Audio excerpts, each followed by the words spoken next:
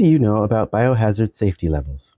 So, biohazard safety levels, or BSLs, are 4 different levels of classification for how dangerous a particular pathogen is to humans and the laboratory conditions under which it can be worked with.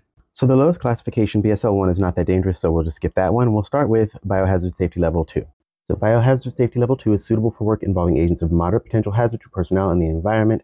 This includes various microbes that cause mild disease to humans or are difficult to contract via aerosol in a lab setting. This includes things like Hep A, B, C, Salmonella, Staph, stuff that is certainly dangerous, but like we have lots of treatments for, and there's something you can do about it, and it's unlikely to kill you if it's treated. Now let's skip to BSL-4.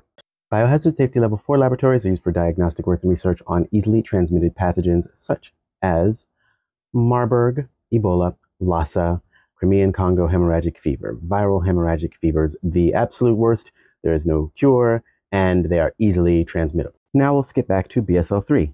Biosafety Level 3 is appropriate for work involving microbes which can cause serious and potentially lethal disease via the inhalation route.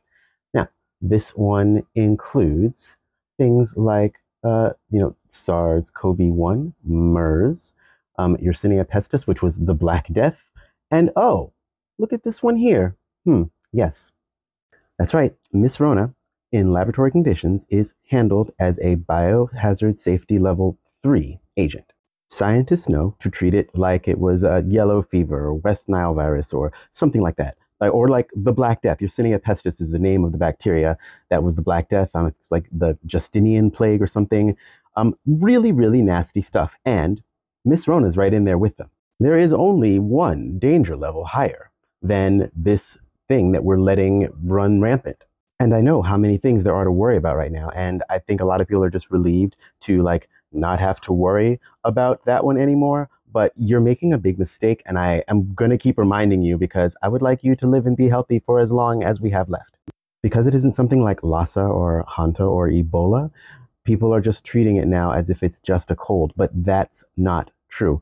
And doctors know that. Scientists know that. The wealthy know that. It is still out there running rampant, even though the levels are lower now, according to wastewater data, than they have been in a minute. So, I guess that's good. But even the lowest that it gets to now is still higher than it was at some of the highest points. And even more insidiously, it is slowly eating away at the people who it doesn't really hurt or actually still kill outright. And a lot of the damage is invisible, and a lot of us have internalized ableism. So when we are experiencing something that is reducing our ability to just keep going, as we've been all taught to do, we will try and play it down, we'll try and hide it, we'll try and just keep soldiering on. And I see so many videos about people who are tired all the time, or just I don't know where all my energy went. I don't know. It's honey, you have LC, you got long COVID. This is not like the boogeyman. You cannot ignore it and it will go away.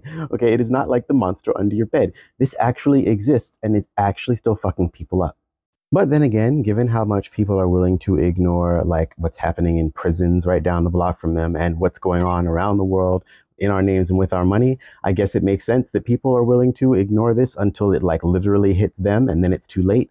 But I urge you to fight yourself and your fear of social pushback or whatever, and take precautions to protect if only yourself. If only for yourself, do it, but also for your community, for people who need to be out there doing things. And I want to say something else. There are people whose jobs, people performers and stuff, they can't not do what they do, right? There's a lot of people that I know who have had to change the way that they interact with their job, their vocations, the thing that they love to do, because it's just not safe for them anymore. And a lot of them by now, because the world has kind of moved on, which is just nonsense, but they have to keep doing it, and they keep getting sicker and they keep having to put themselves in danger, and someone has to keep fighting for the realities of the world, and that has to be us, since our government is happy to just let us keep croaking, even though when you go anywhere near any of the bigwigs, most of the vulture class they have the filtration, they have the UV, they have people masking around them, they have people testing around them. Things haven't changed as much for them, but they have for us. And a lot of us are just being put into more danger now. Why? So that they can keep getting our money. They don't give a shit about us. And this is just another way. If you see me in the wild for the foreseeable future, I will be in a mask. And I hope you will continue to do the same. Maybe putting it into the perspective of the Black Death being handled in the same laboratory conditions as SARS-CoV-2 will remind you of the actual danger that it could present. I can only give you this information. What you do with it is up to you.